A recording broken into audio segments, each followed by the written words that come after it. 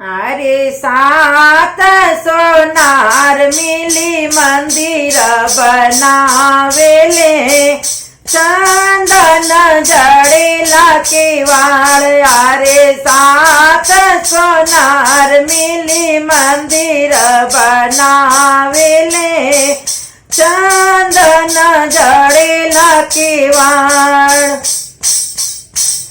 अरे मंदिर देखे चलली बेटी हो सुंदरी बेटी चरण झालर लाई।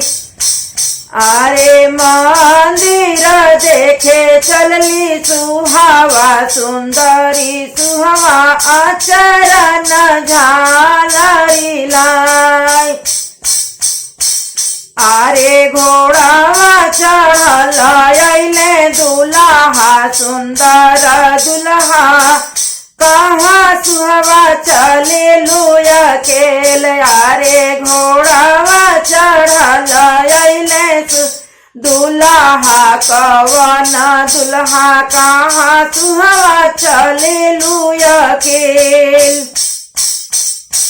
अरे सुहावन सुहावन जनी कर दुल्हा कैसन हई सुहावा तोहार। अरे सुहावन सुहावन जनी कर दुल्हा कैसन हई सुहावा तोहार।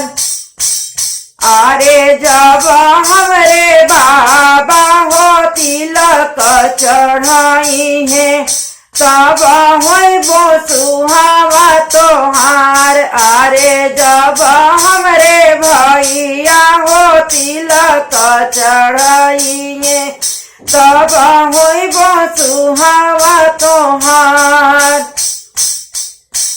अरे जब हमरे पापा हो दी है कन्यादानवा तब होइबो सुहावा तोहार।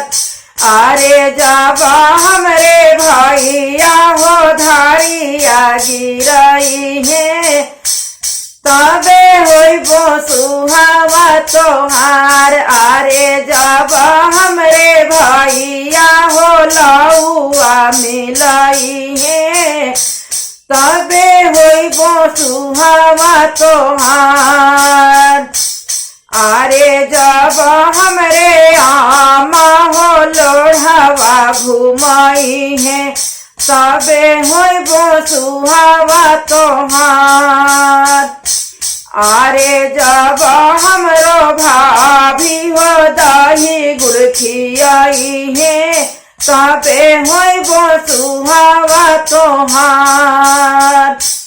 अरे जब मोरी बहिना हो आरती उतरी है तबे होइबो सुहावा तोहार। अरे जब मोरे भैया हो डरिया फनाई है तबे होइबो सुहावा तोहार। अरे जब मोरी सखिया हो गले मिली रोई है तबे होइबो सुहावा तोहार। अरे सात सोनार मिली मंदिर बनावेले चंदन लागेला केवाड़। अरे सात सोनार मिली मंदिर बनावेले चंदन जड़ेला केवाड़।